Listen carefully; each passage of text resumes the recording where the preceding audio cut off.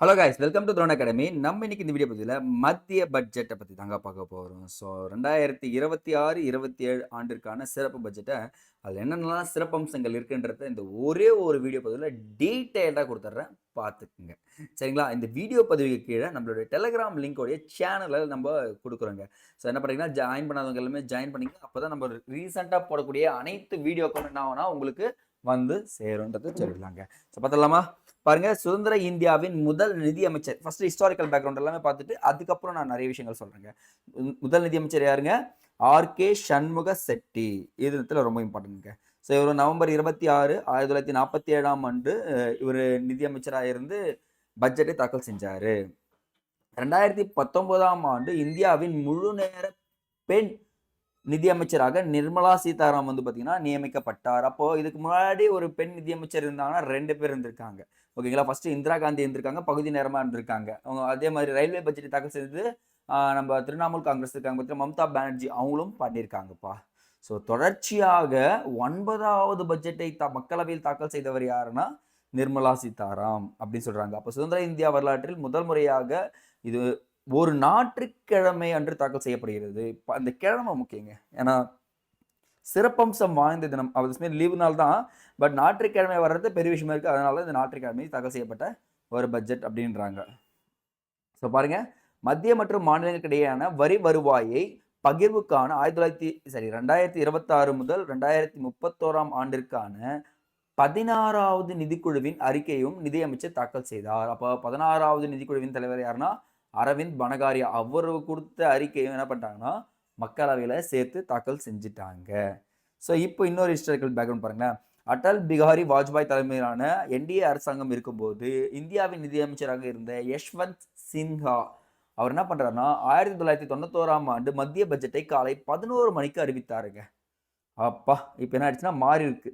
அப்போ இதுக்கு முன்னாடி வந்து பார்த்தீங்கன்னா மாலை 5 மணிக்கு தான் இந்த பட்ஜெட் தாக்கல் செஞ்சுட்டு வந்தாங்களாம். அப்போ 2011ஆம் ஆண்டு பட்ஜெட் தாக்கல் செய்யும் போது பிப்ரவரி 1ஆம் தேதிக்கு மாற்றப்பட்டது அப்படின்னு சொல்லிட்டு சொல்றாங்க. ஸோ அது வரைக்கும் 2017ஆம் ஆண்டு முதல் என்ன ஆயிடுச்சு, பிப்ரவரி 1 கிடையாது, பிப்ரவரி 28ஆம் தேதி தான் தாக்கல் பண்ணிட்டு இருந்தாங்க. இப்போ சேஞ்ச் பண்ணி விட்டுருக்காங்கப்பா. ஸோ இதுதாங்க ஹிஸ்டாரிக்கலில் நான் நிறைய இருக்கு. பட் நான் உங்களுக்கு ஷார்ட்டாக இந்த விஷயத்துக்கு தேவையான முக்கியமான பாயிண்ட்ஸ் கொடுத்துட்றேங்க. ஸோ இப்போ புள்ளி விவரங்களை பார்த்துடலாம். ஃபர்ஸ்ட் சரத்துக்கள் பார்த்துடலாமா? நம்மளுடைய அரசியலமைப்பில் பட்ஜெட் என்ற வார்த்தை குறிப்பிடப்படவில்லை. அப்போ சரத்து 112 ஆண்டு நிதிநிலை அறிக்கை என்று குறிப்பிடப்பட்டுள்ளது. ஸோ அப்போ ஒரு 5லேருந்து ஒரு 8 சரத்து இருக்கு பாருங்க. 110 பண மசோதாவின் வரையறை பற்றி சொல்லுது. 113 மதிப்பீடுகள் தொடர்பான நடைமுறையை சொல்லுது. 114 ஒதுக்கீடு மசோதாக்களை பற்றி கூறுகிறது. சரத்து 115 துணை மானியங்களை பற்றி குறிப்பிடுகிறது. 116 இடைக்கால வரவு செலவு திட்டங்களை பற்றி குறிப்பிடுகிறது. 117 நிதி மசோதாக்களை பற்றி குறிப்பிடுகிறது. 265 சட்டத்தின் அதிகாரத்தின் கீழ் வரிகளை பற்றி குறிப்பிடுகிறது. 266 ஒருங்கிணைந்த நிதி மற்றும் பொது கணக்கை பற்றி குறிப்பிடுகிறது. சரத்து 267 அவசர கால நிதி. டக்குன்னு எதனா அவசர கால நிதி தேவைப்படுச்சுன்னா 267 எடுத்துக்கலாம் அப்படின்னு சொல்லிட்டு சொல்லியிருக்காங்க. ஸோ இது எல்லாமே அரசியலமைப்பில் பட்ஜெட்டை பற்றி குறிப்பிடாமல் அதன் தொடர்புடையான மாநிலங்களாகட்டும் மசோதாக்களாகட்டும் எல்லாத்தையும் குறிப்பிடக்கூடிய விதிகள்ங்க. ஸோ இது எல்லாத்தையும் நோட் பண்ணி வச்சுக்கோங்க. இதுவும் உங்களுக்கு தேர்வுக்கு பயன்படுங்க. ஸோ பார்த்துலாமா? நிர்மலா சீதாராமன் அவர்கள் என்ன பண்ணாங்கன்னா பட்ஜெட்டை தாக்கல் பண்ணும்போது ஒரு வார்த்தையை பயன்படுத்துறாங்க. அனைத்து துறைகளிலும் உற்பத்தி திறனை அதிகரிப்பது மற்றும் வேலை வாய்ப்பை உறுதி செய்வதை நோக்கமாக கொண்டு 2026ஆம் ஆண்டு மத்திய பட்ஜெட்டை நாடாளுமன்றத்தில் தாக்கல் செய்தார். அப்போ பாருங்க, அனைத்து துறைகளிலும் உற்பத்தி திறனை அதிகரிப்பது வேலை வாய்ப்பை உறுதி செய்வதை நோக்கமாக கொண்டு தான் இந்த பட்ஜெட் தாக்கல் செய்யப்பட்டிருக்கு. 3 முக்கிய நோக்கங்களை வச்சிருக்காங்கப்பா. நிலையான வளர்ச்சியை கொடுக்கணும். நீ வளர்றது பிரச்சனை கிடையாது, ஆனால் நிலையா வளர்ச்சி கொடுக்கணும்னு சொல்றாங்க. மக்களின் தேவைகளை பூர்த்தி செய்யணும்னு சொல்லிட்டு சொல்றாங்க. அந்த தேவையை பூர்த்தி செய்யும்போது அனைவரையும் உள்ளடங்கிய வளர்ச்சியா இருக்கணும் அந்த தேவை. நீ படிக்கலாம் தேவையில்ல, அப்படியே கவனிச்சுட்டு வாங்களேன். நிலையான வளர்ச்சி கொடுக்கணும், மக்களின் தேவையை பூர்த்தி செய்யணும், அது மட்டும் இல்லாமல் அனைவரையும் உள்ளடங்கிய வளர்ச்சியை கொடுக்கணும் அப்படின்னு சொல்லிட்டு சொல்றாங்க. இப்போ என்ன பண்றாங்கன்னா 3 கடமைகளை சொல்றாங்க. கர்த்தவயானா இந்தியில கர்த்தவயான தமிழ்ல கடமைகள் அப்படின்னு சொல்லக்கூடியது. ஸோ இந்த வருஷம் பார்த்தீங்கன்னா 3 கர்த்தவயாக்கள் சொல்லியிருக்காங்க. முதலாவது கர்த்தவயா பாருங்க. உற்பத்தி திறன் மற்றும் போட்டித்தன்மையை அதிகரிப்பதன் மூலமும் நிலையற்ற உலகளாவிய இயக்கவியலுக்கு எதிர்ப்பு திறனை உருவாக்குவதன் மூலமும் பொருளாதார வளர்ச்சியை விரிவுபடுத்தவும் நிலைநிறுத்தவும் முடியும். அப்போ உற்பத்தி திறனையும் போட்டித்தன்மையும் அதிகரிக்கணும் அப்படின்னு சொல்லிட்டு சொல்றாங்க ஃபர்ஸ்ட்ல. உற்பத்தி திறனையும் போட்டித்தன்மையும் அதிகரிக்கணும். 2வது கருத்துவையா பாருங்க, மக்களின் விருப்பங்களை நிறைவேற்றுவதும் அவர்களின் திறனை வளர்ப்பதும் இந்தியாவை செழிப்பான பாதையில் மற்றும் அவர்களின் வலுவான பங்களிப்பை மாற்றுவதும் ஆகும் அப்படின்னு சொல்றாங்க. இப்ப பாருங்க, மக்களின் விருப்பங்களை நிறைவேற்றுவதும் சொல்லியிருக்காங்க.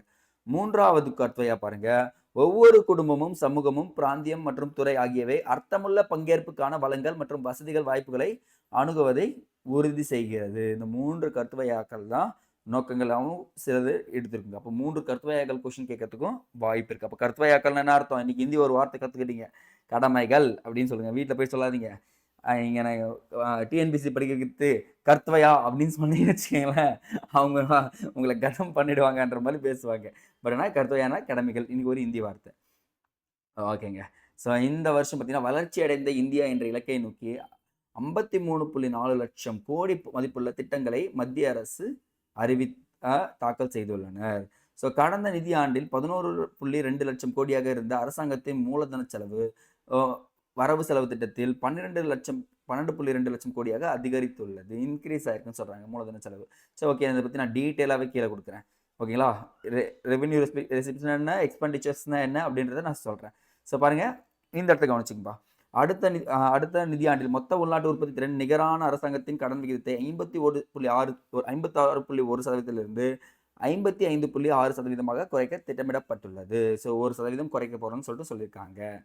ஸோ 2025-26 நிதியாண்டில் 4.4% நிதி பற்றாக்குறை. என்னதுங்க? நிதி பற்றாக்குறை 2026-27 4.3% குறைக்கப்படும் என கணிக்கப்பட்டுள்ளது. தட்ஸ் எனஃப்ங்க. ஸோ இது மட்டும் தான் நீங்கள் தெரிஞ்சுக்க வேண்டியது. இதுக்கப்புறம் இந்த ஃப்ளோ சார்ட் தாங்க பேச போகுது. So once again flow chart கிளியராக இதுதான் செக் பண்ணிக்கிறேன். ஓகேங்க, ரெசிப்ட்ஸ் கிளியருங்க. பார்க்குறீங்களா? சார் ரெசிப்ட்ஸ்னா என்னன்னு ஞாபகம் வச்சுக்கோங்க. ஃபஸ்ட்டு ரெசிப்ட்ஸ்னா வரவுகள் ஞாபகம் வச்சுக்கோங்களேன். என்னங்க? வரவு ஞாபகம் வச்சுக்கோங்க. வரவு தமிழில் நான் அப்படியே தமிழில் எக்ஸ்பிளைன் பண்ணுறேன். பைலிங்குவல் போகிற மாதிரி போகலாம். மூலதன வரவுகள், இது வருவாய் வரவுகள். ஓகேங்களா?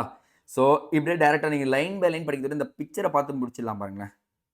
ஸோ இது நான் லைன் பை லைன் கொடுத்தேன்னு வச்சுக்கோங்களேன், டைம் டேக்கன் ஆகும். அட் த சேம் டைம் உங்களுக்கும் புரியாது. ஈஸியாக புரிய வைக்கிற மாதிரி இருக்கேன். மூலதன வரவின் மூலம் 2025-2026 ஆண்டு பெறப்பட்ட வருவாய்கள் பார்த்தீங்கன்னா 16.2 சொல்லுங்க, 16.2 கோடி. ஓகேங்களா? அவ்வளோ கோடி நம்ம பெறப்பட்டிருக்கோம். இதுவே பாருங்க, மூலதன வருவாய் நிகழாண்டு, இது இப்போ வரப்போற ஆண்டுக்கு எவ்வளோ சொல்லியிருக்காங்கன்னா 18.1 கோடி. ஒரு நல்லதான 1 லட்சம் கோடின்றாங்க. லட்சம் கோடிங்க, இந்த இடத்துல லட்சம் கோடி இங்கே கொடுத்துருக்கேன் பாருங்க. ஸோ அப்போ வந்து பார்த்தீங்கன்னா 2% இன்க்ரீஸ் ஆகுது மூலதன வரவுன்றாங்க. அதே வருவாய் வரவுகளில் பாருங்க 33.4% இருந்துச்சு நடப்பாண்டு, இப்போ இருக்கிற ஆண்டில்.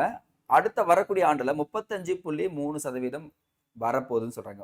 அப்போ மூலதன வரவும் இன்க்ரீஸ் ஆயிருக்கு, வருவாய் வரவும் இன்க்ரீஸ் ஆயிருக்கு. இப்போ மூலதன வரவு 18.1%, வருவாய் வரவு 35.3% இருக்கிறது அப்படின்னு சொல்லிட்டு சொல்றாங்க. அப்போ எழுதுங்க பார்க்கலாம். எழுதும்போது நோட்ஸ்லாம் நீங்கள் கீழே போய் பார்த்தீங்கன்னா நிறைய இருக்கிற மாதிரி இருக்கும். ஷார்ட்டாக மூலதன வருவாய் 18.1%, வருவாய் வந்து பார்த்தீங்கன்னா அதான் வரி வருவாய் வந்து பார்த்தீங்கன்னா 35.3%, அவ்வளோதான். ஸோ வருவாய்னு ஒன்று இருந்துச்சுனாலே எக்ஸ்பெண்டிச்சர் தஸ் மீன் செலவுன்னு இருக்குமா பாருங்க. இப்போ எக்ஸ்பெண்டிச்சர்னா என்ன பண்ணுறீங்க? செலவு.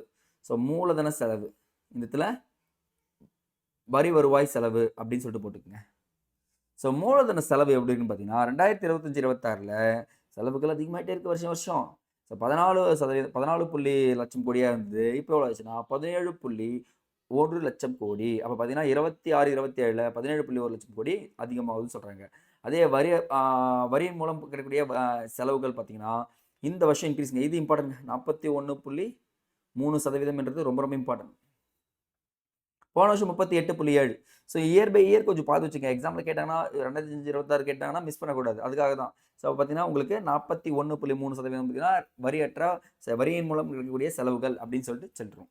ஸோ தட்ஸ் எனஃப்ங்க. ஸோ இதுதான் நம்ம என்ன பண்ணிருக்கோம்னா ₹1 வரவு செலவுன்னு சொல்லிட்டு கொடுத்துருக்கோம். புரியுதுங்களா? ஸோ இப்போ என்ன பண்ணுறேன்னா, நான் ஃபஸ்ட்டு இந்த ரெட் கோட் மட்டும் பார்த்துக்குங்க. இந்த ரெட் கோட் இருக்குது பார்த்தீங்களா, இது வரைக்கும் இது எல்லாமே வரவுகள். எந்தெந்த துறைகள் மூலயமா அதிகமான வரவுகள் வந்திருக்கு அப்படின்றத நான் இதிலே சொல்லிடுறேன். நீங்கள் போய் பெருசாக பார்த்துக்க தேவையில்ல. ஃபஸ்ட்டு பாருங்கள், 24 காசுகள் கொடுத்துருக்காங்களா, கடன் மற்றும் பொறுப்பு கடன் அப்படின்னு சொல்லக்கூடியதில் தான் அதிகமாக வந்திருக்கு. 2வது இடத்துல என்ன இருக்காங்க பாருங்க, 21 இருக்கு பாருங்க. வருமான வரி. அதன் மூலியமா வரவு அதிகமா வந்திருக்கு. ரூ. 1 மூலியமா வரக்கூடியது. நீங்க ரூ. 1 இந்த மாரி பார்த்தீங்கன்னு வச்சுக்கோங்களேன், சார் என்ன சார் ரூ. 1 போட்டு நியூஸ் பேப்பர்ல குடுத்துருக்காங்கன்னா, அதுதான் பட்ஜெட். வரவு, செலவுன்னு ஞாபகம் வச்சுக்கணும்.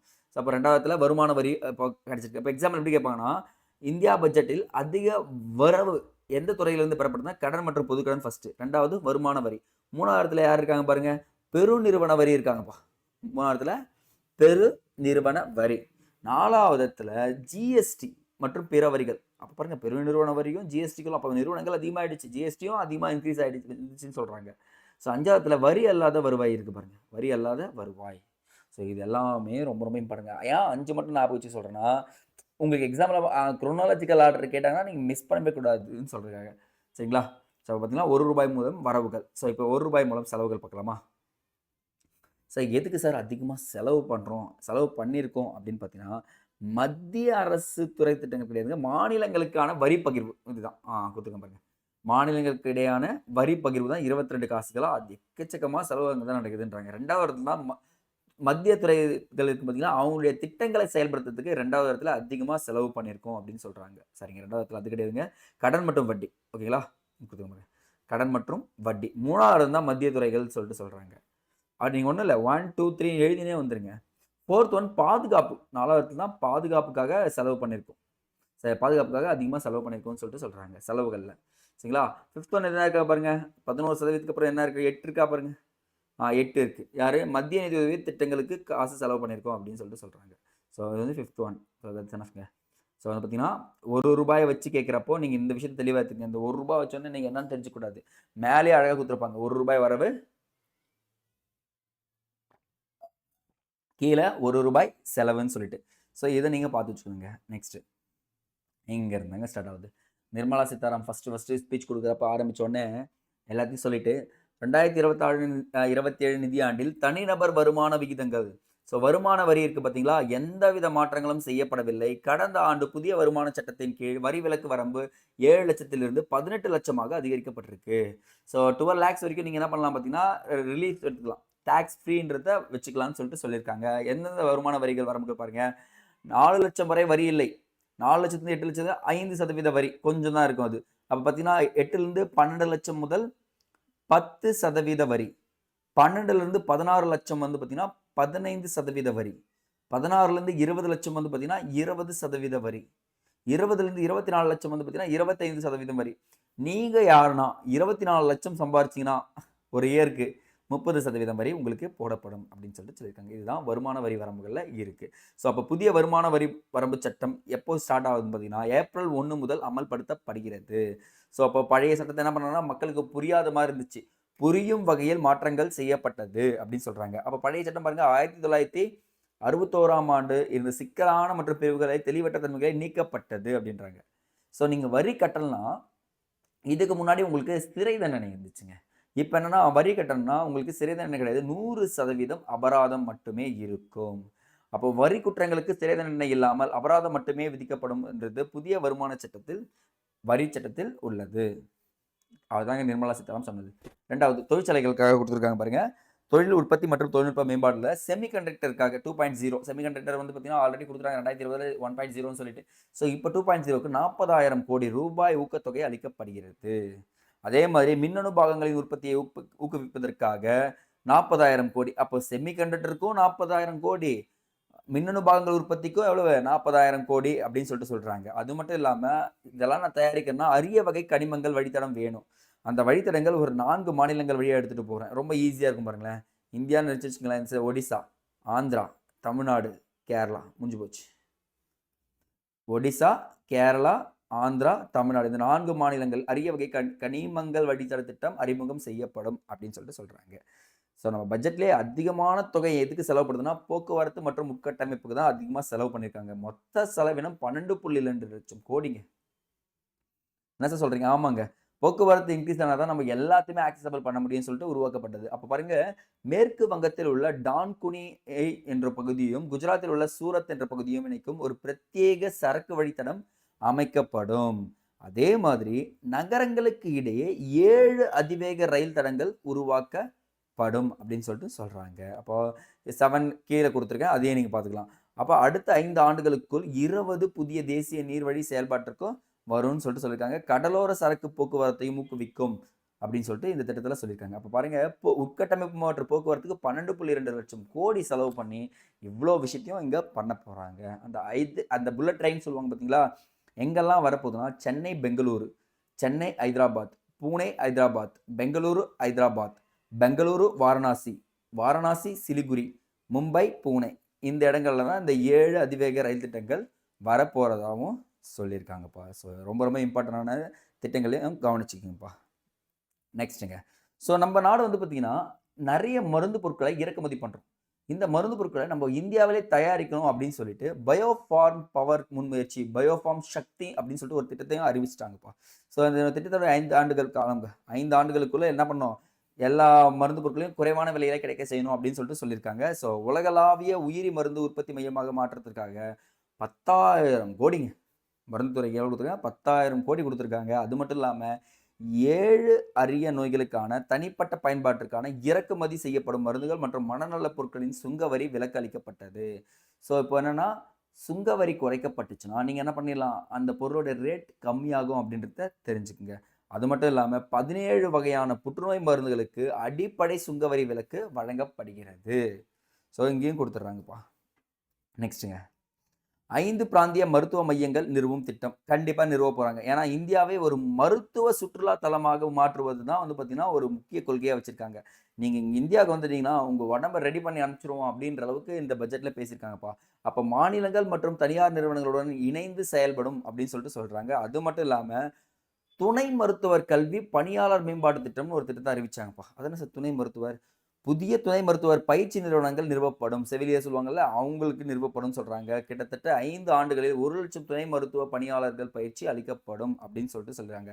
ஸோ 10 துறைகளில் பயிற்சி கொடுத்துருக்காங்கப்பா. கண், கதிர் இயக்கவியல், மயக்க மருந்து அறிவியல், அறுவை சிகிச்சை, அரசாங்க தொழில்நுட்பம், உளவியல் மற்றும் பிற துறைகள் இருக்கு. அதுக்கு எல்லாத்தையும் கொடுத்துருக்காங்க. ஸோ கிட்டத்தட்ட 12 ஆண்டுகளில் பார்க்குறப்போ சுகாதாரத்துறைக்கு மட்டும் நிதி ஒதுக்கீடு 164% அதிகரிச்சிருக்கான், இன்க்ரீஸ் ஆகிட்டே இருக்கான் இப்போ வரைக்கும். ஸோ அதுதான் இங்கே சொல்லியிருக்காங்க. அப்போ என்ன ஆயிடுனா, சுகாதாரத்துறைக்கு நாம் இன்வெஸ்ட் பண்ணுற காசு வந்து பார்த்தீங்கன்னா இன்க்ரீஸ் ஆகிட்டே இருக்குது அப்படின்னு சொல்லிட்டு சொல்லியிருக்காங்கப்பா. ஸோ துணை மருத்துவர் பயன்படுத்துறதுக்காக 10 கோடி கொடுத்துருக்காங்கப்பா. ஸோ இவங்களுக்கு என்ன பண்ணியிருக்காங்க, 10 கோடி கொடுத்துருக்காங்க. அடுத்தது பதப்படுத்தப்பட்ட கடல் உணவு ஏற்றுமதியில் பதப்படுத்தப்படும் குறிப்பிட்ட மூலப்பொருட்களுக்கான வரி விலக்கு இறக்குமதி வரம்புக்கு அதிகரிக்கப்பட்டது. அப்போ என்னன்னா, நான் வந்து மூலப்பொருட்களின் வரியை குறைக்கிறேன், நீங்க என்ன பண்ணலாம், ஈஸியா ஏற்றுமதி பண்ணிக்க அப்படின்னு சொல்லிட்டு சொல்றாங்க. அது மட்டும் இல்லாம முந்தைய ஆண்டின் வரி வரம் ஏற்றுமதியின் விற்பனை மதிப்பில் 1% இருந்ததுனோ இப்போது 3% அதிகரிக்கப்பட்டதுன்னு சொல்லிட்டு சொல்லியிருக்காங்க. நெக்ஸ்ட்டுங்க, தோல் மற்றும் செயற்கை தோல் காலணிகள். ஸோ ஏற்றுமதியில் பயன்படுத்தப்படும் குறிப்பிட்ட மூலப்பொருட்களின் வரி என்ன பண்ணுறாங்க, விலக்கு கொடுக்குறோன்றாங்க. அதே மாதிரி முடிக்கப்பட்ட தோல் மற்றும் ஆயத்த ஆடைகள், தோல் செயற்கை காலணிகள், பிற பொருட்களுக்கு முந்தைய 6 மாத வரம்பு 1 ஆண்டு காலமாக அதிகரிக்கப்பட்டிருக்கு. 6 மாதத்துக்குள்ள என்ன பண்ணிடணும் பார்த்தீங்கன்னா, அதுக்கு டேக்ஸ்லாம் போடுவாங்க. இப்போ என்ன பண்ணுறாங்க, இன்க்ரீஸ் பண்ணிட்டாங்க. 1 இயர் வரைக்கும் நீங்கள் என்ன பண்ணிக்கலாம், யூஸ் பண்ணிக்கலாம் அப்படின்னு சொல்லிட்டு சொல்கிறாங்க. நிறுவனங்கள் மற்றும் தொழிலாளர்களுக்கான நன்மைகள். ஸோ பார்த்தீங்கன்னா, இந்தியாவில் தயாரிப்போம் அப்படின்ற ஒரு திட்டம், மேக் இன் இந்தியா இருக்கு பார்த்தீங்களா, அந்த அமெரிக்கா வந்து இப்போ நமக்கு தடை விதிச்சிச்சா, ஒரு 50% வரி விதிச்சிருக்காங்க. அதனால நீங்கள் யாரும் பயப்படாதீங்க, உங்களுக்கு பாதகமெல்லாம் கிடையாது, நான் சாதகமாக உருவாக்கி தரேன்னு சொல்லிட்டு புதிய மாற்றங்களை கொண்டு வந்திருக்காங்க இந்திய தொழில்துறைக்கு. அப்போ ஏற்றுமதி துறைக்கும் சாதகமான சூழ்நிலையை நாங்கள் உருவாக்கி தரோம் அப்படின்னு சொல்லிட்டு சொல்லியிருக்காங்கப்பா. அப்போ என்ன பண்ணுறாங்கன்னா, இறக்குமதி செய்யப்பட்ட குடைகள், ஏடிஎம் இயந்திரங்கள், காஃபி உற்பத்தி, விற்பனையில் பயன்படுத்தப்படும் இயந்திரங்கள் அதிகரிக்க வாய்ப்புள்ளது. ஸோ இதெல்லாமே இன்க்ரீஸ் பண்ண போகிறாங்க. அது மட்டும் அந்த இன்க்ரீஸ் ஆகிறதால மற்ற மூலப்பொருட்களோட விலையும் இன்க்ரீஸ் ஆகும்னு சொல்லுங்க. அடுத்து பாருங்க, விக்சி பாரத் ரோஸ்கர் அஜீவிகா யோஜனா என்ற புதிய வேலைவாய்ப்பு திட்டங்களுக்கு தோராயமாக 95,692 கோடி வந்து நிதி ஒதுக்கீடு பண்ண போகிறாங்க. ஸோ அனைவருக்கும் குழாய் மூலயமாக நீர் இணைப்புன்னு சொல்லிட்டு சொல்லலாமா, ஜல்ஜீவன் இயக்கத்திற்காக 67.670 கோடி நிதி ஒதுக்கீடு செய்யப்படும். அப்போ கிராமப்புற வீடுகளுக்கு தொடர்ச்சியான நீர் விநியோகத்தை உறுதி செய்வதற்காக உருவாக்கப்பட்டது தான் இந்த ஜல்ஜீவன் திட்டம்.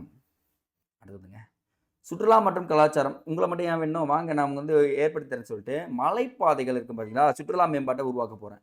உலகம் தரம் வாய்ந்த மலையேற்ற அனுபவங்கள் வாழ்வதற்காக இமாச்சல பிரதேசம், உத்தரகாண்ட், ஜம்மு காஷ்மீர், கிழக்கு தொடர்ச்சி மலைகள்ல ஆந்திரா, மேற்கு தொடர்ச்சி மலைகள்ல பொதிகை மலை, முக்கியமா தமிழ்நாடு, கேரளா ஆகிய இடங்கள்ல மலைப்பாதைகள் உருவாக்கப்படும். இதன் மூலியமா என்ன ஆகும்னா, டூரிசம் செக்டர் வந்து பார்த்தீங்கன்னா, உங்களுக்கு இன்கிரீஸ் ஆகும் அப்படின்னு சொல்லிட்டு சொல்லியிருக்காங்க.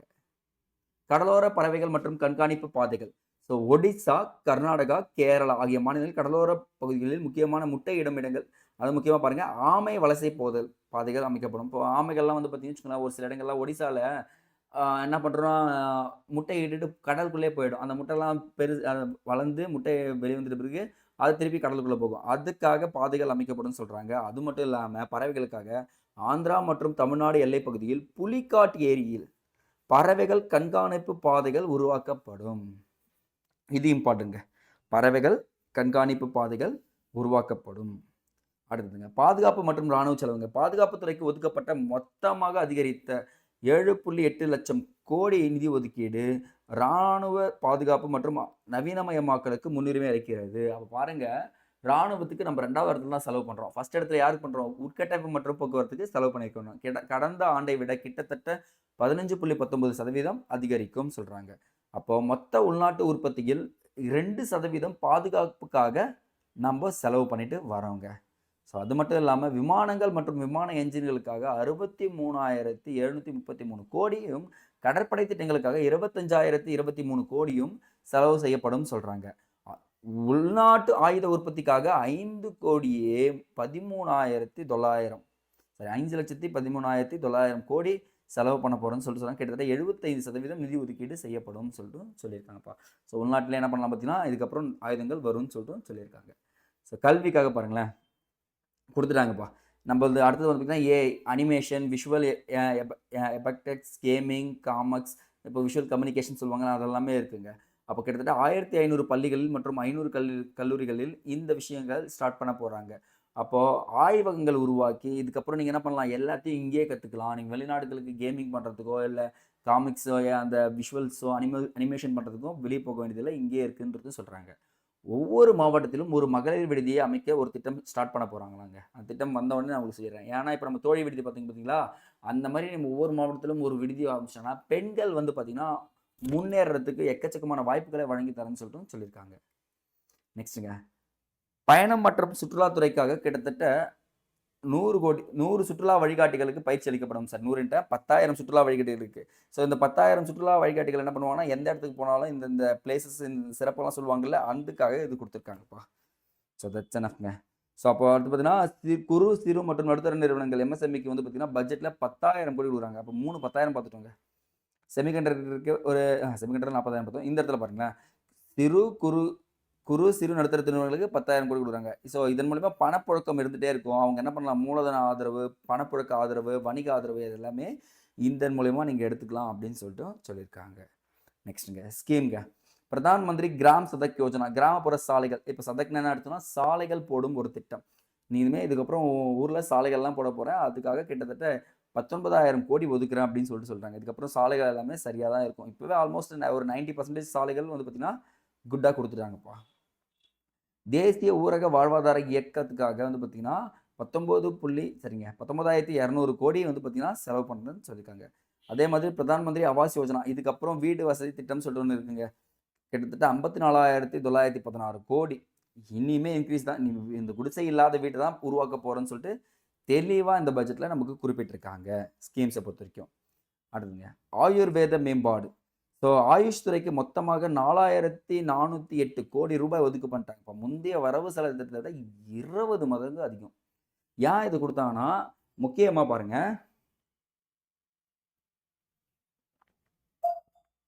தரமான ஆயுர்வேத மருந்துகள் உற்பத்தி, விவசாயிகள் மூலிகை செடிகள் சாகுபடி மற்றும் மருந்து பதப்படுத்தலில் இளைஞர்களின் ஈடுபாடு ஊக்குவிக்கணும்னு சொல்றாங்க. இப்போ சித்தா மருந்துலாம் வந்து பார்த்தீங்கன்னா, விவசாயிகள் நீங்கள் தாராளமாக பண்ணுங்க மருத்துவ செடிகளை அப்படின்னு சொல்லிட்டு கொடுத்துருக்காங்க. நெக்ஸ்ட், இந்தியா இளைஞர்கள் அதிகமாக இருக்கிறதால விளையாட்டுத்துறைக்கும் அதிகமாக கொடுத்துருக்காங்க. கிட்டத்தட்ட 4,479.88 கோடி கொடுத்துருக்காங்க. ஸோ முந்த ஆண்டையை விட இது அதிகம். முக்கியமாக கேலோ இந்தியா திட்டத்திற்கு மட்டுமே 924.35 கோடி செலவு பண்ணியிருக்காங்க. அப்போ கேலோ இந்தியா விளையாடுறவங்க யார் என்ன பண்ணுவாங்கன்னா, இந்த ஃபண்ட் தான் எடுத்து கொடுப்பாங்க. விளையாட்டு வீராங்கனைகளையும் ஊக்குவிப்பதற்காக 28 கோடியில் 40 கோடி அதிகரிக்கப்பட்டிருக்கு. 20 கோடியிலிருந்து 40 கோடி இன்க்ரீஸ் பண்ணியிருக்காங்க. அப்போது ஊக்கத்தொகைக்காக 40 கோடி ஞாபகம் வச்சுக்கோங்க போதும். தேசிய விளையாட்டு மேம்பாட்டு நிதிக்கான ஒதுக்கீடு 5 கோடியாக இருக்கிறது. ஸோ முதல் முறையாக விளையாட்டு உபகரணங்கள் துறைக்கு 500 கோடி. ஃபர்ஸ்ட்டு பாருங்களேன். அந்த நமக்கு ஊர்லலாம் பார்த்தீங்கன்னா, பேட்டு, வாலிபால், நெட்லாம் தருவாங்கல்ல, அதுக்கெல்லாம் 500 கோடி குடுத்துருக்காங்க. அதுவும் முக்கியமா மேக் இன் இந்தியா திட்டத்தின் கீழ் இந்த உலகம் தரம் வாய்ந்த விளையாட்டு உபகரணங்கள் நீங்க உற்பத்தி செஞ்சுக்கோ அப்படின்னு சொல்லிட்டு சொல்லியிருக்காங்கப்பா. ஸோ எக்ஸ்பெண்டிச்சர்ஸ் இது வந்து பார்த்தீங்கன்னா, எவ்வளோ செலவுகள் அதிகமா ஆகுதுன்னு சொல்லிட்டு ஏறு வரிசை, இறங்கு வரிசையில கேட்கலாம். ஒரு 5 மட்டும் ஞாபகம் வச்சுக்கிறீங்களா? மீதி எல்லாமே நான் உங்களுக்கு டிஸ்கிரிப்ஷன்ல குடுத்துடுறேன். நீங்க எடுத்துக்கலாங்க. ஸோ நல்லா கவனிங்க. வீடியோ பதிவ முழுசா பார்த்துட்டு போங்க. அப்பதான் உங்களுக்கு எக்ஸாம்ல கேட்டாங்கன்னா, மிஸ் பண்ணாம அடிக்க முடியும். ஃபர்ஸ்ட் டிரான்ஸ்போர்ட் அதிகமா செலவு பண்றது. 2வது defence, rural development, home affairs, agriculture and allied activities, எஜுகேஷன்ஸ்க்கு செலவு பண்றாங்க. அப்படியே நோட் பண்ணிட்டே வந்துருங்க கல்விக்கு. எனர்ஜி, ஆற்றல், ஹெல்த், உடல்நலம், அர்பன் டெவலப்மெண்ட், நகர்ப்புற மேம்பாடு, ஐடி அண்ட் டெலிகாம், தொலைத்தொடர்பு, மென்பொருள், காமர்ஸ் அண்ட் இண்டஸ்ட்ரீஸ், தொழிற்சாலைகள், சோஷியல் வெல்ஃபேர், சமூக நலன், சயின்டிஃபிக் டிபார்ட்மெண்ட்ஸ், அறிவியல் அந்த துறைகள்லாம் அது, டாக்ஸ் அண்ட் அட்மினிஸ்ட்ரேஷன், அடுத்தது எக்ஸ்டர்னல் அஃபேர்ஸ் வருது, அடுத்தது லாஸ்ட் ஆஃப் ஃபினான்ஸ். ஸோ ஃபினான்ஸில் தான் வந்து பார்த்தீங்கன்னா அதனுடைய நிதியை கம்மி பண்ணி வச்சிருக்காங்க. அப்போ ஃபஸ்ட்டு வந்து பார்த்தீங்கன்னா இன்ஃப்ராஸ்ட்ரக்சர் அண்ட் டிரான்ஸ்போர்ட்னு சொன்னாங்கன்னா, லாஸ்ட்டாக இருக்கிறது வந்து பார்த்தீங்கன்னா நமக்கு ஃபினான்ஸில் வந்து முடியுதுங்க. ஸோ தட்ஸ் எனஃப்ங்க. இதுதான் இந்தியன் பட்ஜெட்டில் கீ பாயிண்ட்ஸ்னு சொல்லுவாங்க. டீட்டெயிலாக நான் உங்களுக்கு கொடுத்துட்டேங்க. ஸோ வீடியோ பதிவு முழுசாக பார்த்துட்டு போங்க. நான் எப்பவும் சொல்கிறேன், நம்ம டெலகிராம் லிங்க்கோட சேனல் லிங்க் கொடுத்துட்றேன். ஜாயின் பண்ணவங்க ஜாயின் பண்ணிக்க. ஏன்னா அப்போ தான் நம்ம கம்மியாக போடக்கூடிய வீடியோஸாக இருக்கட்டும், ஷார்ட்ஸாக இருக்கட்டும், இம்பார்ட்டன்ட் அவுட் சோர்ஸாக இருக்கட்டும், எல்லாமே உங்களுக்கு வந்து சேருங்க. ஸோ ஓகே கைஸ், அடுத்த வீடியோ பதிவு சந்திக்கலாம். நன்றி.